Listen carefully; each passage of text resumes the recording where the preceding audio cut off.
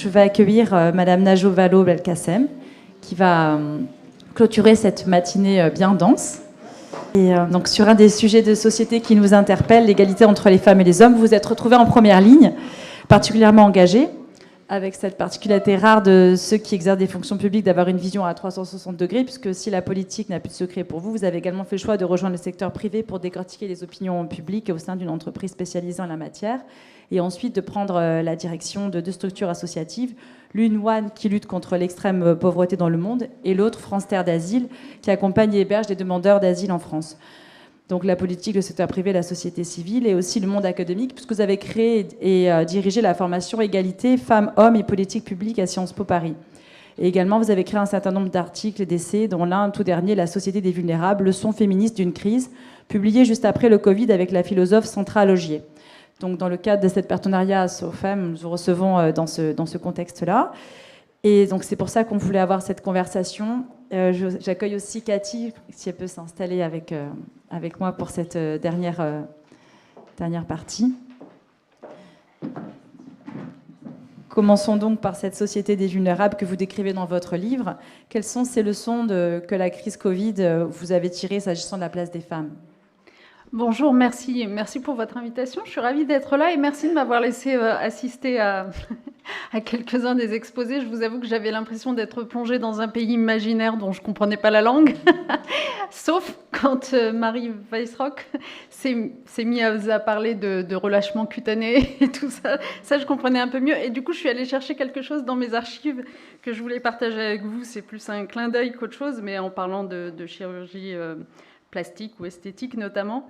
Et pour faire le lien avec cette question de l'égalité femmes-hommes, vous savez qu'il était un temps où les féministes qui pondaient des manifestes pour faire évoluer l'égalité des droits avaient une imagination peut-être plus grande que celle que nous avons aujourd'hui, parce que en 1970, un grand manifeste qui a été réalisé au terme de mois et des mois de travail avec des commissions mises en place, etc., a conclu à la nécessité de faire évoluer les droits, le marché du travail, etc., la vie sociale. Mais aussi, il y avait tout un chapitre qui était consacré à la mode et à la beauté. Et donc, dans les progrès que ces féministes attendaient de nos sociétés, il y avait ceci, je vous le lis parce que c'est intéressant. Diffusion à moindre prix des modèles de prêt-à-porter et des produits de soins de beauté, que les stylistes envisagent des modèles au-dessus de la taille 42, initiation à la beauté dispensée dès l'enfance grâce à l'éducation corporelle, la diététique, les disciplines artistiques, remboursement par la sécurité sociale des traitements dermatologiques et des frais de chirurgie plastique, et enfin création dans les usines et les bureaux en relation avec des marques de produits de beauté, de centres de relaxation sur le lieu du travail.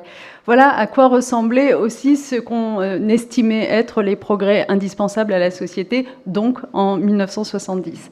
Mais j'en reviens à la question que vous posiez. Oui, La Société des vulnérables, ce livre que nous avons en effet publié avec une philosophe du nom de Sandra Logier, c'est quelque chose qui nous a été inspiré très directement par la crise du Covid, quand on se bat sur ces questions d'égalité femmes-hommes, et j'ai eu l'occasion de le faire à de nombreux égards. On engrange petit à petit des progrès, notamment dans la loi, sur l'égalité professionnelle, sur la vie politique, la parité et d'autres, la lutte contre les violences. Et puis finalement, comme disait Simone de Beauvoir, même quand on croit avoir engrangé beaucoup de choses, il suffit d'une crise pour que tout ça s'effondre. Et c'est un peu ce à quoi on a assisté au moment de la crise du Covid, et c'est pour ça que c'était important de marquer le coup. Parce que très vite, on s'est rendu compte que les femmes étaient d'une certaine façon les plus vulnérables des vulnérables. Très vite, ce sont elles qui se sont retirées du marché du travail. Lorsqu'elles travaillaient depuis le domicile, la spécialisation des rôles entre les femmes et les hommes s'est réinstallée très vite avec une charge mentale extrêmement forte. Ce sont elles également qui étaient au corps à corps dans les métiers les plus, à risque, les soignantes, les caissières, etc. Et en même temps, ce sont elles qui ont disparu de l'expression publique. C'est ça qui était intéressant, c'est que dans les conseils de défense qu'on réunissait, dans les experts qu'on invitait sur les plateaux télé, et même dans les travaux de recherche qui étaient publiés, eh bien, soudain, il n'y avait plus de femmes.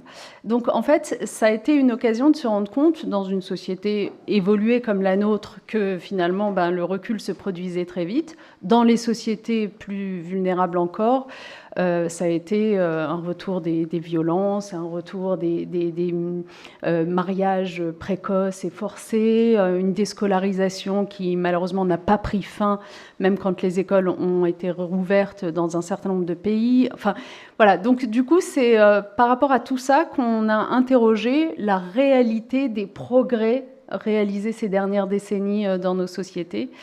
Et je pense qu'il faut vraiment avoir conscience du fait que ces inégalités remontent à tellement loin. Pour paraphraser la grande anthropologue Françoise Héritier, au fond, tout ça, c'est ce qu'elle appelait la valence différentielle des sexes.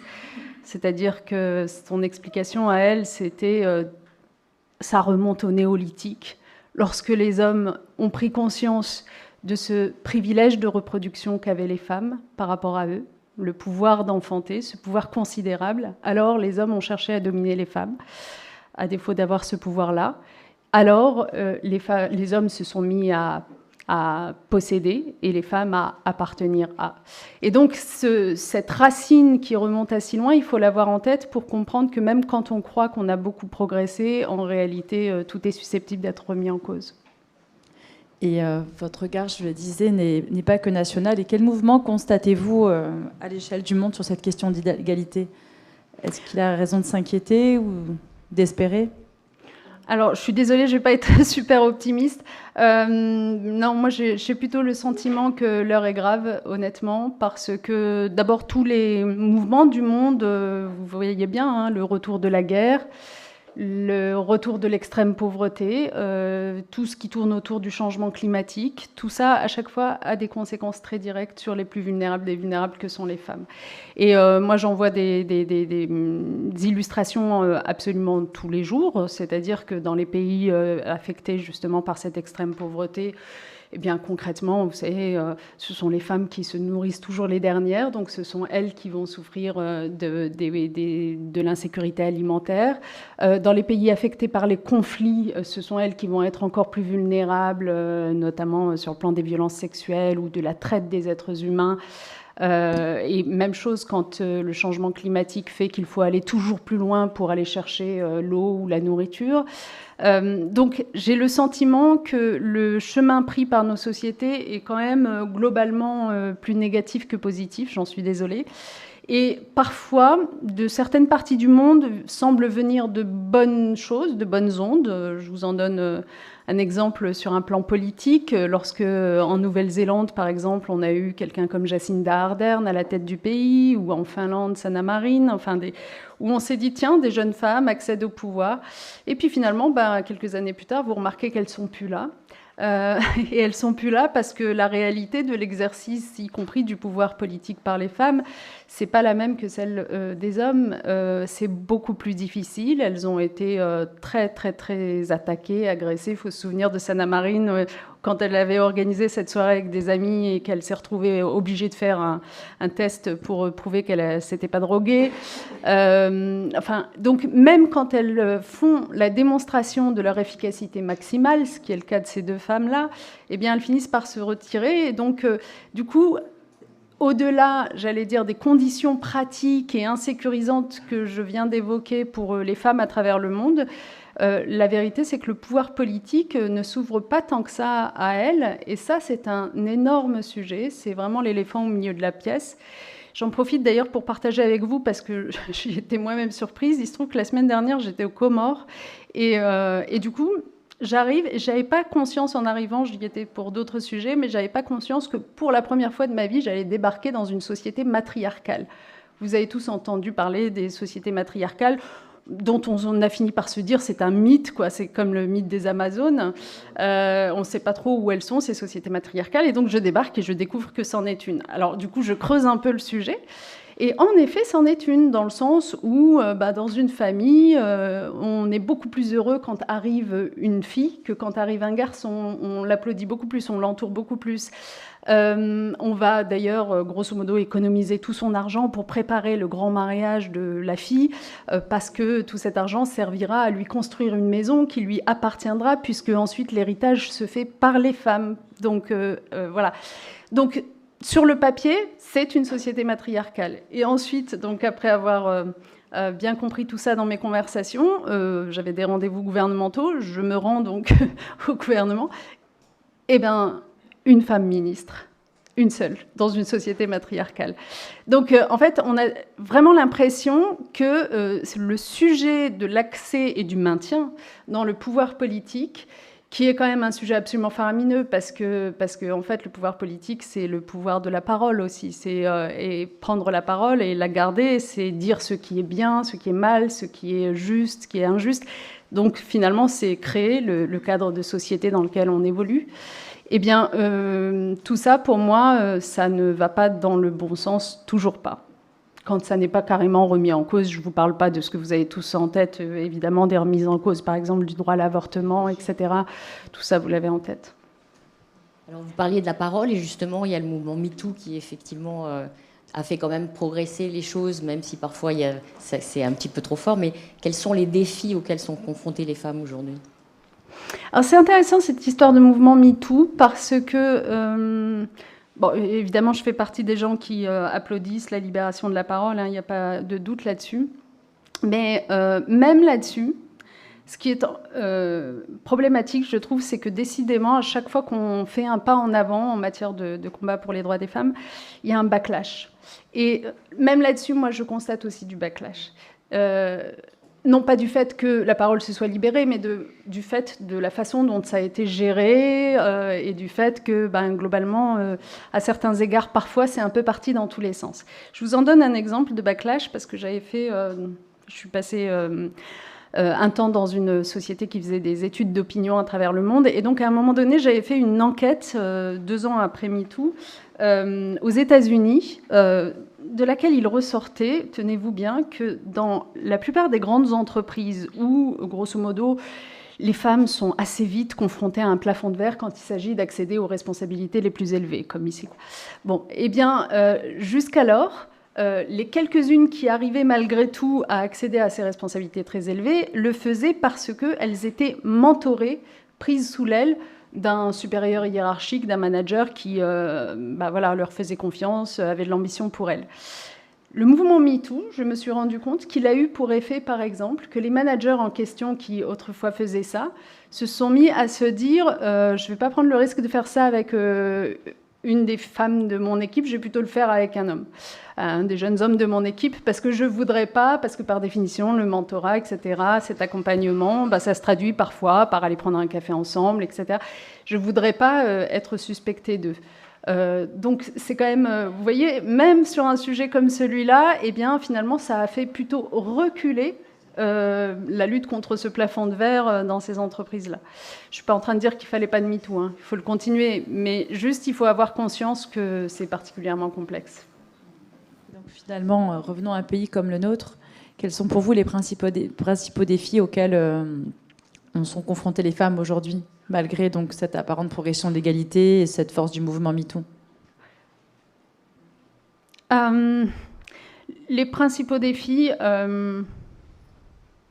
Bon, d'abord, évidemment, je ne peux pas ne pas évoquer la question des violences, hein, parce que, c'est quand même un sujet qui est absolument nodal. C'est-à-dire que, en fait, tant qu'on ne résout pas cette question de la hiérarchie entre les sexes et qui peut aller jusqu'à son extrême, et on ne parle pas de petits chiffres, hein, vous les avez en tête, hein, je veux dire, juste pour que tout le monde les partage bien, à l'échelle du monde, quand on parle des violences faites aux femmes, sachez que la moitié des femmes assassinées dans le monde le sont par leur époux ou un proche familial, ce qui signifie 50 000 personnes par an.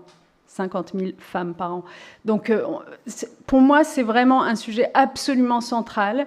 Et d'une certaine façon, tant qu'on le résorbe pas véritablement, eh bien, on laisse s'installer globalement cette normalisation, cette banalisation du fait qu'on puisse quand même... Enfin, voilà, on est la seule espèce, comme le disait Françoise Héritier, justement, où les mâles tuent les femelles. Je ne dis pas que c'est tous les mâles, on est bien d'accord, mais enfin, vous avez compris. Donc, je trouve que le défi principal pour toutes nos sociétés, c'est vraiment de résorber ça. Et puis ensuite, plus généralement, puisque je parlais de la nécessité de faire entendre sa voix, de la place en politique des femmes, ou dans l'espace public, disons. Quand je dis politique, c'est pour l'opposer au privé. Je pense qu'il faut qu'on regarde avec lucidité ce qui se passe en ce moment autour de la parole des femmes publiques. Vous avez tous noté qu'avec le déploiement des réseaux sociaux, des chaînes d'infos continues, etc., il y a une forme de violence nouvelle à l'égard des femmes qui ont une expression dans l'espace public, qu'on ne connaissait pas forcément avant, et qui, me semble-t-il, change la donne, qui rend absolument insupportable pour les femmes, pour beaucoup de femmes, d'être sur la longue durée présentes dans cet espace public. C'est des menaces de viol, des appels au meurtre, etc., en permanence, qui doivent nous interroger, parce que moi, je suis à la convergence de beaucoup de monde, et je vois quand même beaucoup de femmes, que ce soit en politique, ou des activistes, ou même des journalistes, etc., qui finissent par s'en prendre tellement plein la poire, avec cette brutalité-là, qu'elles décident de se retirer. Elles ferment leurs réseaux sociaux, elles cessent de faire des médias pendant un temps, etc. Et en fait, à chaque fois, il faut comprendre que c'est un recul de la parole féminine, parce que, évidemment, vous me direz, si elles se retirent, d'autres les remplacent, certes, mais enfin, elles avaient acquis, je sais pas, une éloquence ou une expertise, etc., qui, à chaque fois, doit être recommencée. Donc, moi, je dirais que c'est vraiment le droit à l'expression des femmes dans l'espace public, sans qu'elles soient démesurément agressées en retour. Et quand je dis ça, évidemment, je pense beaucoup aux trolls et voilà, toute une fachosphère qui peut se déchaîner. Mais je pense aussi à notre regard collectif à tous, puisqu'il est question de regard. C'est-à-dire que même chez les femmes, j'ai remarqué qu'on était souvent bien plus exigeante, bien plus sévère à l'égard des femmes publiques qu'on ne l'est à l'égard des hommes, qu'on leur pardonne beaucoup moins les choses. Donc vraiment, il y a une réflexion pour moi, c'est un défi considérable que de revoir notre logiciel et de considérer les femmes comme des citoyennes comme les autres, comme des citoyens comme les autres.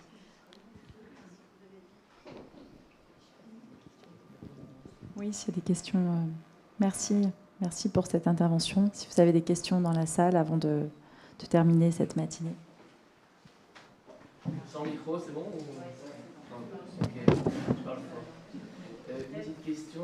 Merci pour vos mots, même s'ils ne sont pas encourageants. Moi, je suis désolée. Voilà, mais c'est pas grave. La question qui me venait à l'esprit, j'ai eu l'impression, en vous écoutant parler, que c'était sous le prisme franco-français ou en tout cas occidental. Est-ce que vous, qui avez un regard un peu mondialisé, vous pensez qu'il y a des régions du monde qui seraient un petit peu en retard et qui mériteraient un sursaut féministe? On parle beaucoup de l'Iran, voilà où je voulais en venir.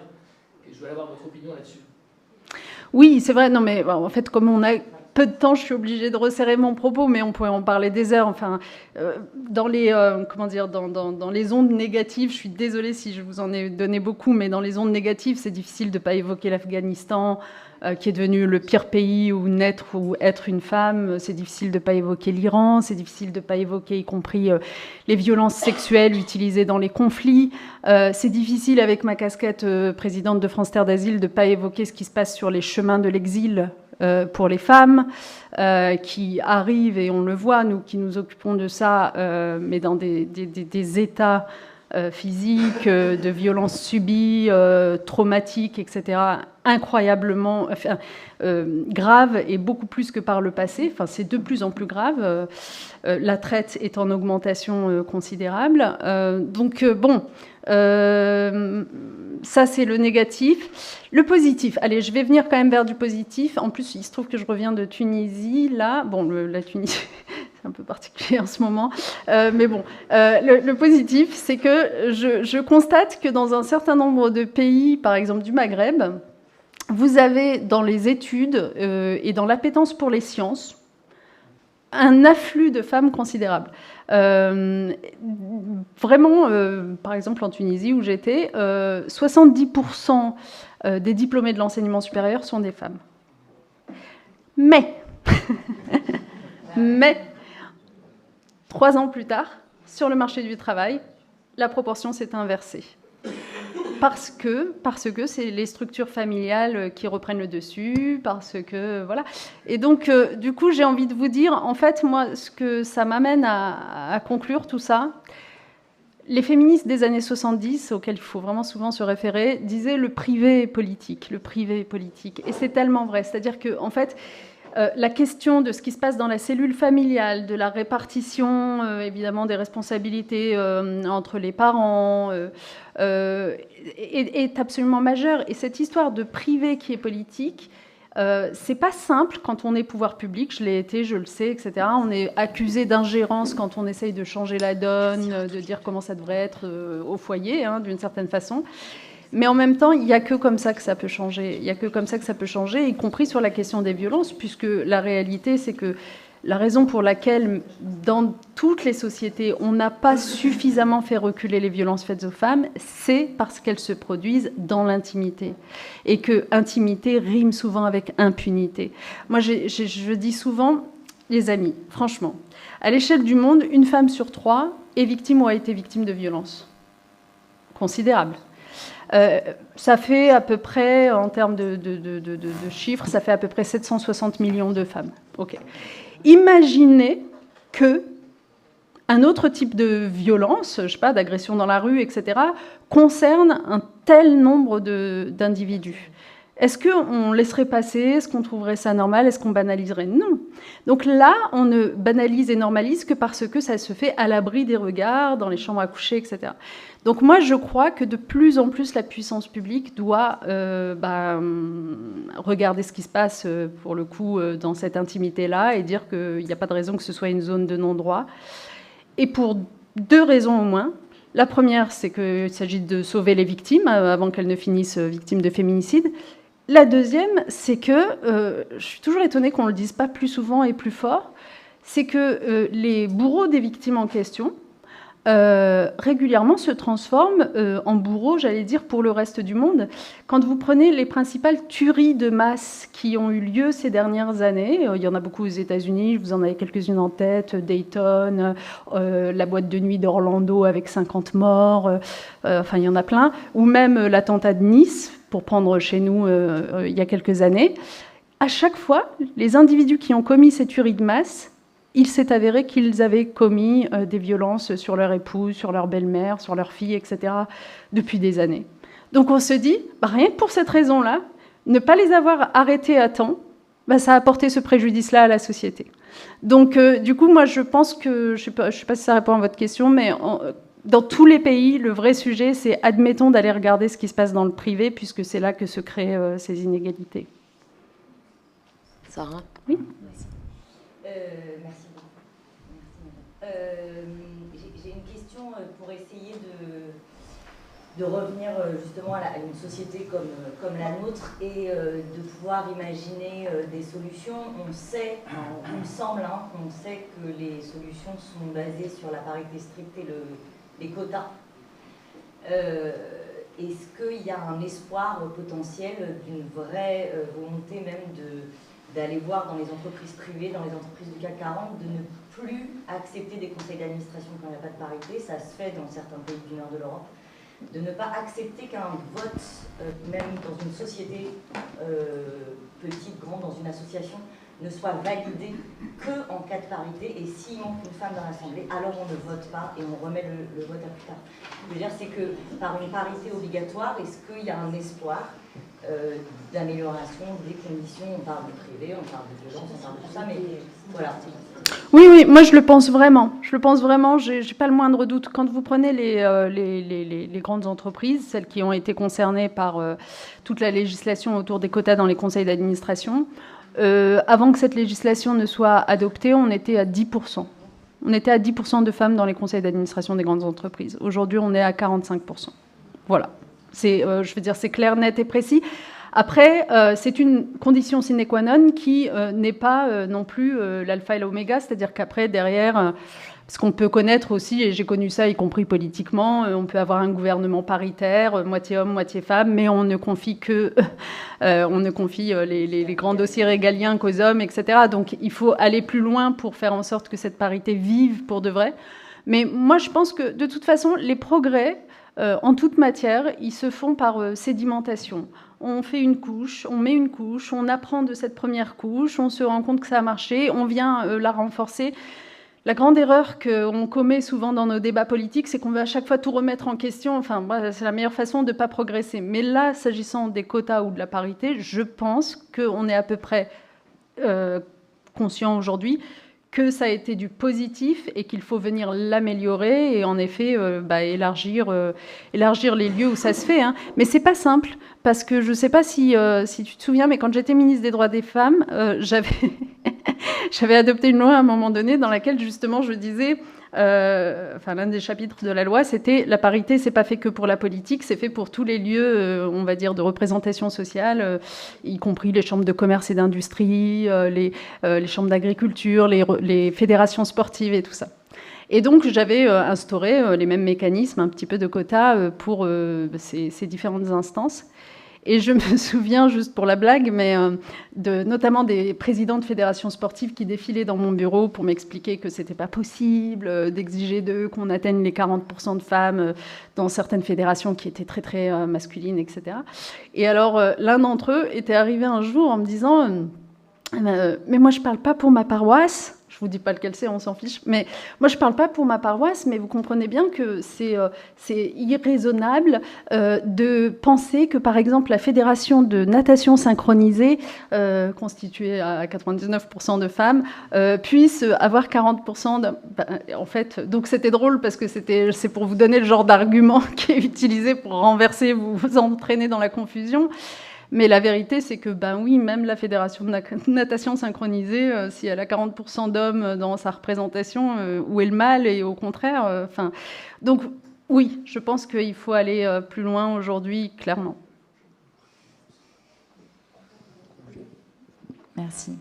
Quid de la médecine qui va, à la fin de PCM1, enfin de la première année de médecine, je crois qu'autour de 70% des gens reçus sont des femmes. Combien de chefs de service? C'est pour ça qu'on a fait l'assaut femmes. Voilà.